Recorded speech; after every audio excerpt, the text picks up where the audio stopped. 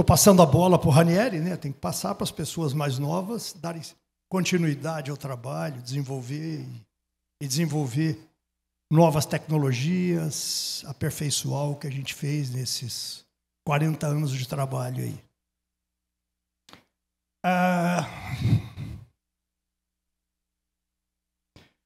A nossa empresa, CM Florestal, ela foi formada em 2000.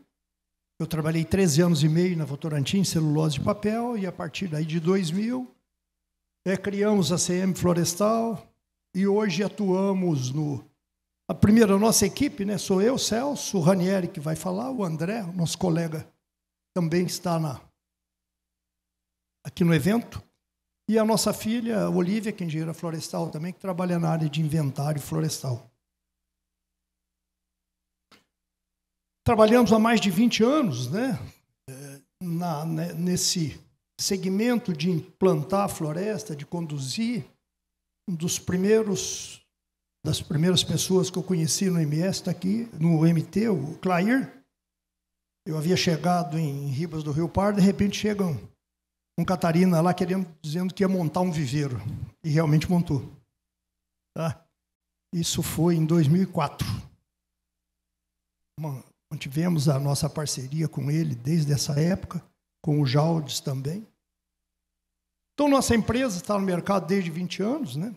Atuando com eficiência, buscando produtividade para cada sítio que nós trabalhamos. Uma pena que essa foto não apareceu, mas mostrando no mesmo local uma floresta de alta produtividade, quer dizer, alocação de material genético no local certo.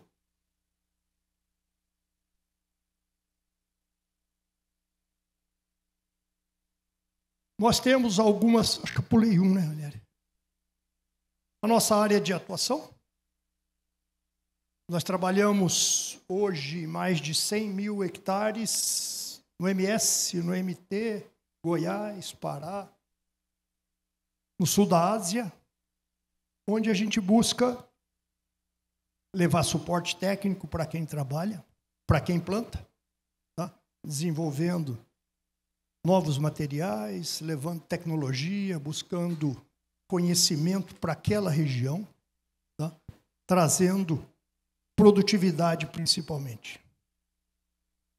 Nós desenvolvemos nesses anos aí, principalmente para o Mato Grosso do Sul, onde que é a nossa atuação maior, dados de produtividade relacionados com o solo, que nós temos solos, na grande maioria, com 10%, 12% de argila.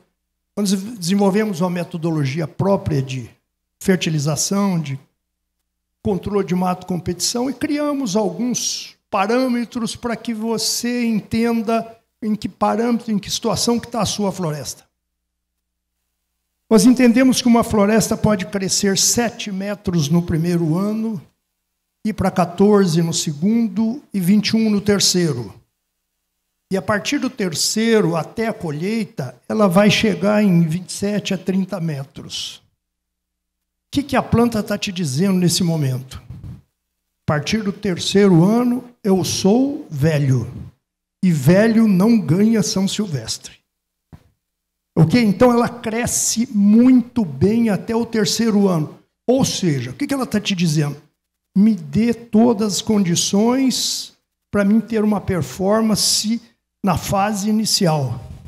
Eu vou adubar depois do 4º ano, vou botar comida. Perdeu, mané, como diz o nobre ministro lá. Então, esses são parâmetros para que vocês coloquem isso. Como é que a gente chegou nisso daí? A média do MS, no primeiro ano, 4,5 metros, 5 metros. Nós já chegamos a 12. Tem árvores, acho que a maioria de vocês conhece aqui, conhecido como GG 1923, talvez um dos clones de maior produtividade, com restrição, porque ele tem o ceratociste que ataca ele na segunda rotação, mas já tivemos com 12 metros de altura. O que a planta está dizendo?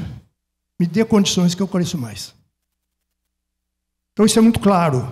Então, como balizamento, lógico que fundamental a realização de inventário florestal, quantificar o que você está produzindo, mas uma regra básica para que você consiga se balizar. Nós estamos desenvolvendo, em parceria aqui com a Ziane, novos materiais, introdução, criando, nós devemos criar nos próximos 5, 10, 15 anos, materiais, raças locais para cá, para o MT. Isso que o Ranieri vai falar. A gente também vai trazer parâmetros de produtividade, pensando em metro cúbico, metro de lenha, que é bem habitual aqui do estado, né? E vai falar também de estoque de cavaco por hectare. Então, a gente vai trazer dados qualitativos, dados de produtividade e produção, e vai falar de um programa de melhoramento genético aqui para o estado, né? O Mato Grosso até então não tem clone raça local. Eu, como melhorista prático, aí é algo que desde que eu conheci o Mato Grosso me incomodou muito. Como que um estado plantando tanto não tem clone raça local, adaptado às condições daqui?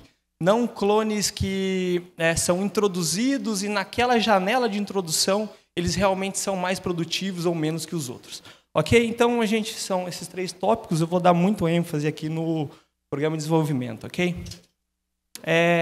Bom, pessoal, vou falar um pouco aqui da distribuição geográfica, né, da CM no Mato Grosso. Então, a gente está bem dividido no estado, então caminhando desde a região lá do Xingu até divisa com Rondônia, sul do estado, região central.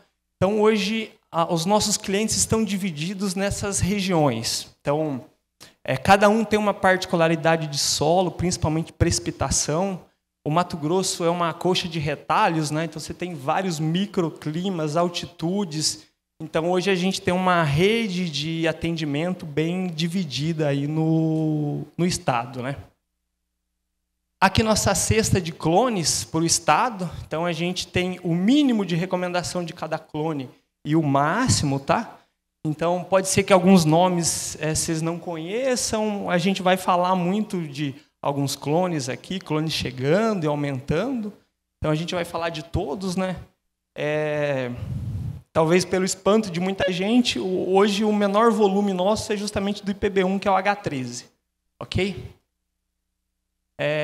Aqui são premissas que a gente trabalha, né? Quilos de nutriente mineral no primeiro ano. Depois disso, a gente correlaciona com análise foliar e extração da planta.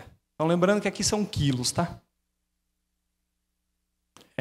Vou trazer alguns dados aqui vamos lá, a gente está falando de 4 clones diferentes aqui e um pouco do tipo de monitoramento que a gente faz, né? Então, ali no primeiro gráfico, a gente está falando de clones com 1,23 anos. Então, é bem novo, bem incipiente, digamos assim, né?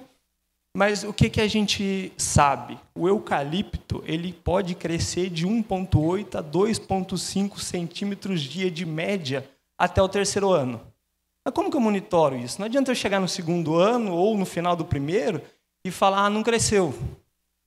Aí eu já perdi. E não tem um dia que ele vai crescer 5 para recuperar os 2,5 que ele não cresceu lá atrás. Então, a gente tem como metodologia de acompanhamento, logicamente que no 2º ano entra o inventário florestal, mas a gente tem as parcelas qualitativas que a gente tem, que é uma ferramenta de gestão que mostra clone a clone como é que está o crescimento diário. Então, aqui a gente tem o I144, o IPB1, o IPB62, plantado no ano de 2024, e também a gente tem os mesmos clones aqui no ano de 25, né? E, notoriamente, a gente tem um ano de 25 mais fresco, até com mais precipitação, os clones com um crescimento diário bem superior, né? A gente está falando ali de 1,44, 2,50 até 2,64. O próprio IPB1, que é uma surpresa aqui, ó, crescendo 2,2 centímetros dia. Então, isso é um pouco do monitoramento que a gente faz aí nas áreas, né?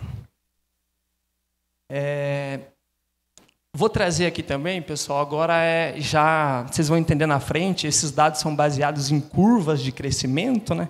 Então, eu trouxe aqui clones com 2 anos de idade, 3 e 4,6 anos, tá? Então, aqui no caso, a gente está com um I144 e um IPB1, né? 2,3 anos, que nesse caso, esses clones estão com um IMA médio, isso é IMA, 27, no caso do I144, e 23 do IPB1, mas isso no primeiro ano, então no segundo ano. Então, são curvas de crescimento, né? O que esses clones projetam aos 6 anos em IMAs em metro de lenha? O I144 próximo de 80 e o IPB1 próximo de 70 metros de lenha, né? E quando a gente transforma isso em cavaco, a gente está falando do I144 projetando aí no 6º ano em torno de 715 metros de cavaco por hectare e o IPB1 em torno de 615, né? Eu acredito que a produtividade no estado deve estar em torno, buscando chegar nos 500 metros de cavaco por hectare aos 6 anos. Ok?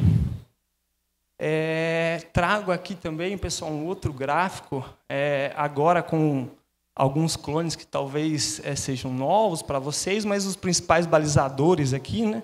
O IPB1 e o VM1, né? Esses clones eles estão hoje com 3,3 anos de idade. E aqui estão as produtividades. Quando eu falo da raça local, vocês vão entender na frente a diferença de produtividade de clone raça local e clone adaptado. Então, eu estou aqui com o IPB1 projetando aí no final do ciclo 69 metros de lenha por hectare e 625 de cavaco. Vejam que não está muito diferente da projeção do segundo ano. Então, o que a gente está fazendo no segundo ano está se mantendo no terceiro, né? Mas aí a gente olha lá aquele clone lá em cima, pô, Z14, nunca vi esse clone aí, projetando 705 metros de cavaco por hectare e com um IMA próximo de 80, quando a gente fala em metros de lenha por hectare. Então, na frente, vocês vão entender da onde veio esse clone, onde ele está plantado hoje já, e entender essa diferença de raça local. Além disso, a gente traz o número aqui do VCC 975, que é um clone que foi introduzido lá atrás, aqui no estado, também em algumas regiões, com produtividades aí de 661 metros de cavaco por hectare, estimativa, né? E 73 metros de lenha por hectare. E o VM1, vocês vão ver aqui, é um clone que, apesar de toda a questão nos últimos anos, com ceratociches, é um clone que as florestas antigas estão com uma boa produtividade. Ok? Trago aqui, pessoal, um pouco do que o Celso comentou, né? Então, a importância de atingir esse crescimento em altura. O crescimento em altura é a recria boa do boi para ele ter uma caixa para conseguir colocar 23, 25 arrobas lá, né? Então, aqui é média do estado, né? Então, a gente pegou clones aqui com 2,4 anos. Então, vocês podem ver que a linha aqui está um pouco acima dos 14 metros. Logicamente, tem um ali de um VM1 um pouco abaixo, provavelmente áreas que já sofreram ação de ceratociches. Aí a gente vai ali para 3,3 anos. Então, a gente tem lá, na média, próximo ali dos 21, alguma coisa até acima, que é o que a gente espera, né? E, por último, entre 4,4 e 4,7 anos. Então, ali na média, próxima dos seus 24,5 metros. Tem um ali no meio que trouxe essa produtividade bem para baixo, mas, na maioria, a gente consegue manter essa constância, que é o grande desafio, né? Floresta no primeiro ano, ela sai bem, tem muito adubo disponível. No segundo, eu consigo manter esse ramp-up de crescimento? E no quarto? Então, no quarto é difícil, né? Então, a gente vem mostrando que, apesar de desafiador, a gente está conseguindo manter esses ramp-ups aí de crescimento diário aí, e para alcançar boas produtividades, né? Eu trago aqui agora uma floresta já com 4,6 anos de idade. Então, isso aqui passa dos 70% de vida da floresta, né? A gente colhe aqui, na maioria com 6 anos, 2 clones muito conhecidos de vocês aí, que é o VM1 e o IPB1, né? Então, vamos lá.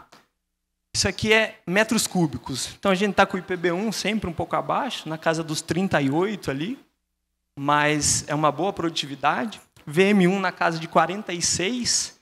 E agora vamos falar em metro de lenha, né? Então, a gente está falando do VM1 ali com 72 metros de lenha por hectare, no 6º ano, e o IPB1 com 60, né? Então vamos falar, estoque de lenha, VM1 436, H13 364 aos 6 anos. E por último lá a projeção de cavaco, né? Então, vocês fazer uma memória, aí vocês vão ver que o que projeta no segundo é bem parecido com o que projeta no terceiro, e aqui a gente vem para fechar as produtividades aí com 4,6 anos, então a gente está falando de uma área de VM aí com 655,2 metros de cavaco por hectare, né? E um H13 próximo aí dos 550. Acho que o caminho tem muito para a gente percorrer ainda, mas mostra que é possível a gente galgar maiores produtividades, ok? Aqui são as curvas de crescimento, tá, pessoal? Então, aqui a gente tem um IMA e a idade, né? Então, isso aqui são correlações de florestas acompanhadas do 1º ao 7º ano de idade em vários sítios do Brasil, que essas informações são cruzadas. Então, se o meu clone, no 2º ano, ele tem 15 metros cúbicos de hectare, quanto que ele deu lá no 6º? Quanto que ele deu no 7º? Então, essas 3 curvas aqui são curvas mais habituais, centro-oeste, né? Essa é uma curva que a gente fez de acordo com produtividades lá no Pará, mas uma condição bem diferenciada, 2.200 milímetros, terra bem fértil, então você tem uma condição diferenciada de produtividade aí. Lá a gente tem até problema que você tem que cortar com 4 anos de idade, porque o mercado ainda é lenha, então fica muito grossa a madeira, então corta mais nova. Ok? Então, essas curvas deram base para aquelas projeções que a gente viu lá atrás, 2 anos, 3 anos e 4 anos e meio. Bom, vou passar rapidamente algumas fotos aqui, tá, pessoal?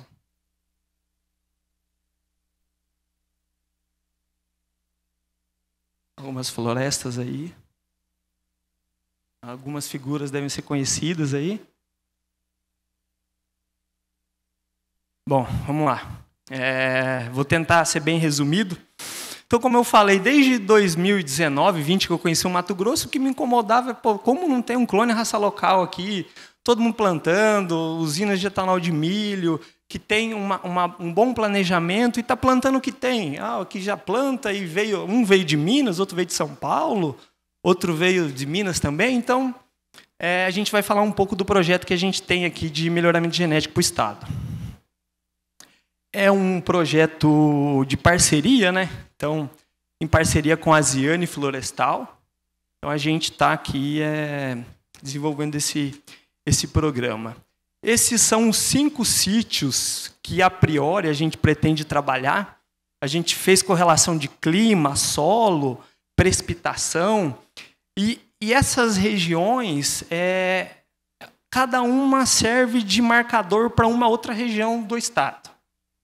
Então, você pega aqui, ali na região de Tiquira, Rondonópolis, você pega alguma coisa ali em Nova Chavantina, você pega alguma coisa que divisa com Rondônia, que pode ter alguma coisa parecida ali com Querência. Então, a gente fez esses marcadores, cruzou os dados, falou, esses sítios, na média, vão representar muito bem o estado inteiro, né?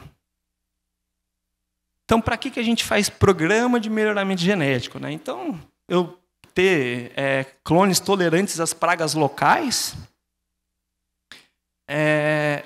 tolerantes à virulência de patógenos, né?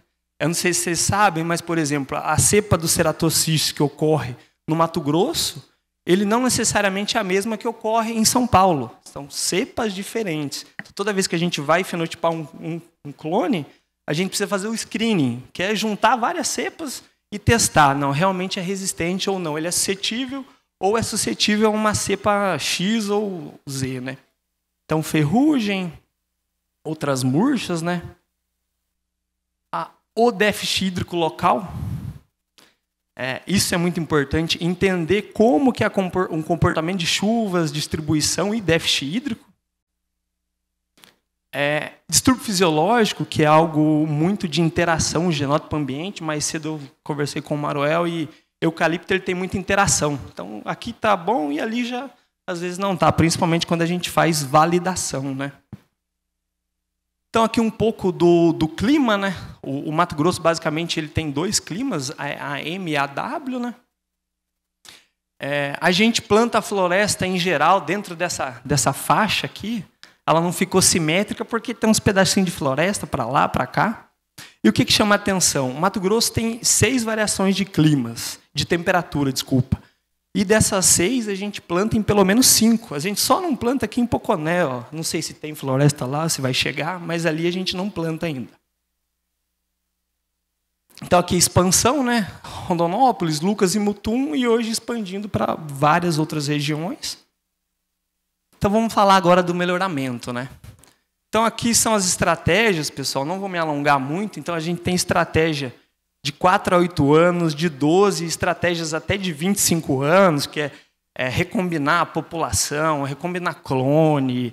Então, é uma estratégia bem ampla, mas a gente vai se ater a 2, que é desenvolver material raça local, mas, em paralelo, enquanto a gente não acha o clone, que é o cara, a gente vai também tentar adaptar a clone, né? Então, aqui são todas as espécies potenciais hoje para eucaliptos, né? Dessas, a gente escolheu para iniciar o projeto 5, então, grandes urufila, camaldulensis, pelita e pirulares. E o que eu busco, né? Algo que, desde o enraizamento até o poder calorífico, ele tem que ficar ali, ou no verde, ou no azul. Tem que ter esse padrão mais repetidamente para que eu tenha um bom indivíduo, né? Então, essas as espécies que a gente vai trabalhar. Para o próximo ano, a gente já vai trazer mais 4 espécies, pensando em genética aditiva mesmo, trazer características como densidade. Para eu conseguir isso aqui que eu falei, né? O clone, então, ele vai ficar o mais próximo possível aqui do verde ou do azul. Bom, eu vou passar rapidamente aqui o ramp-up para vocês entenderem das 2 estratégias, a estratégia de raça local e a estratégia de validação de clones, tá? Então, plantamos os testes de progênie em 25. Eu vou selecionar nos testes de progênie em 27 e 29, então eu faço uma seleção super precoce e uma seleção tempos normais, né?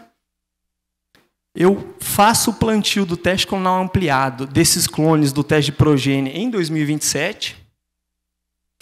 Faço a seleção no teste clonal ampliado em 29 ou 31. Então, a gente está falando aqui de 4 anos para fazer seleção. Faço o plantio de teste de demonstração, que é as famosas faixas, né? Faz uma faixa de um clone, outra faixa do outro, em 2030 e 31. E recomendo comercialmente em 2032, 2033. Por que eu tenho condição de recomendar comercialmente em 32, 33? Porque no teste clonal ampliado já estão passando dos 5 anos de idade. Então, eu estou avançando, mas lá no teste clonal ampliado eu tenho o clone ainda para eu saber como é que ele vai se comportar uma outra janela de chuva, ou uma praga que possa aparecer. Então, essa é a primeira estratégia. Essa é a estratégia que a gente olha assim, que brilha os olhos, que vai trazer clones raça local e num curto espaço de tempo para a gente. Para melhoramento é pouco, tá, gente? Estamos falando de 8 anos, mas é pouco tempo. O próximo passo é validação de clones superiores, que a gente traz através de parceria, tá? Então, trazer bem rapidamente aqui. Então, eu planto o teste clonal em 25, faço a seleção em 27, faço demonstração em 27 e 28 e recomendo comercialmente em 29. O mesmo caso. Eu tenho ele já com 4 anos de idade lá no teste clonal ampliado. Isso me dá segurança. A gente sempre vai na frente, mas nunca esquece da fonte lá atrás, que eu sempre volto lá, passa perto do clone, faz o nome do pai, para não dar problema. Então, falando aqui da validação de clones, né? Então, a gente, hoje, essa lista de clones que a gente está trabalhando, se eu não me engano, são 23 clones, tá? Clones que a gente já selecionou aqui no estado, onde a gente visitou plantios disseminais também, que vocês vão ver na frente alguns dados aí, com destaque para o Z14, né? Então, é um material que eu estou esperando aí 63 metros de lenha por hectare, e com uma ADB de 511. Isso aqui é pelo menos 30 quilos a mais que o clone mais plantado aí no estado. Bom, vou trazer aqui alguns dados, né, já mostrando o potencial do raça local. Então, esse é um clone que eu fui acariciado aí e poder pegar ele já na metade do caminho, né, de um programa que se iniciou lá atrás. Então, a primeira coisa que a gente fez, ó, vamos avaliar a densidade básica e poder calorífico. Então, eu chamo a atenção para o Z14, pessoal, é um clone com 4.446 quilocaloria por quilo, tá? Com uma dB de 511, densidade da madeira, e um teor de casca de 10,71. Aqui tem outros clones também, mas eu vou trazer aqui na frente.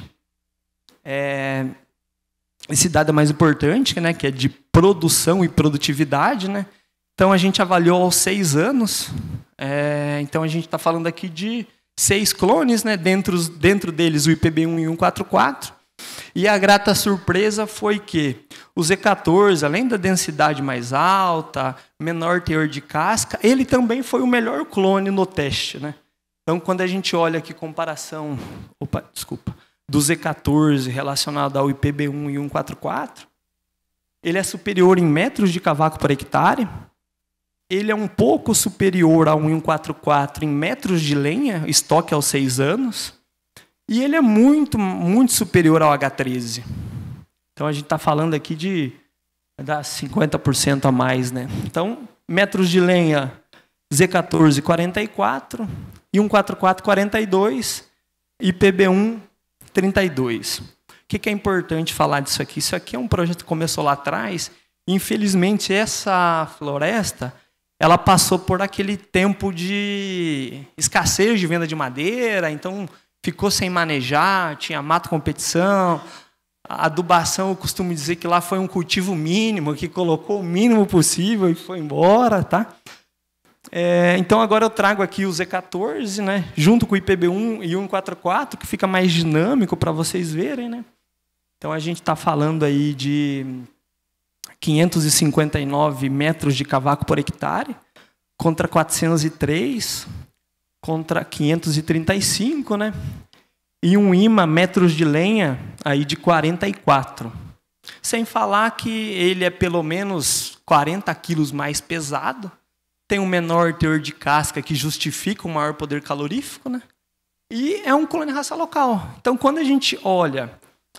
eu considero o 144 um bom clone para a região, mas quando a gente olha, ele conseguiu ter ganhos ainda superiores ao 144 no manejo mínimo. Então, imagina só a gente manejar um material raça local, fazer ali os protocolos de acordo com extração e colocar, dar condições para ele crescer, né? Então, sem dúvida, isso aqui pode ampliar muito mais. Bom, Bom, pessoal, aqui mostrando os principais clientes aí do estado, né? Alguns dos clientes aí divididos aí pelo estado, que compõem todo aquele mapinha lá, certo? E é isso aí, pessoal. Espero ter passado um recado para vocês muito importante.